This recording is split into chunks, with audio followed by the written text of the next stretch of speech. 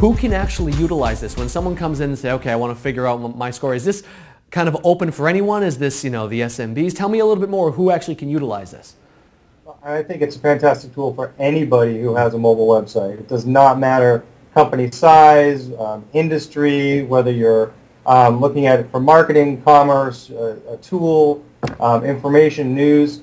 The tool is there specifically to give you the information that you would need to make improvements on your site.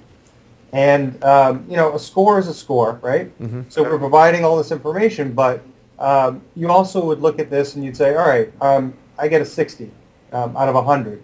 What does that mean? And for some of you, that might actually mean that your website does actually perform well in mobile because your intent is to have a branded experience, which means you have to have images, you have to have content. There's some elements that might actually bring down your score on MobileGrader, but would still be a fantastic experience for users. So an example of that might be on the blog post that I pointed people to. If you go to NBA.com and you run that through the grader, that scores in the 60s. And that score will change over time depending on how many files we find and images. But it does not mean that NBA.com is a bad mobile experience.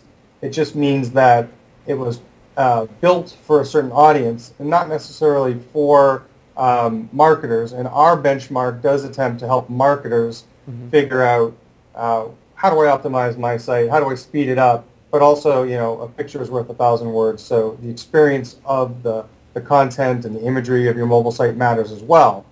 And so one of the things that we're going to add to MobileGrader is we're going to add screen capture so that you can see how your site looks. And we're also going to add in some functionality so you can look how your site would look when you pinch and zoom. And those are just two of the enhancements that we have coming on.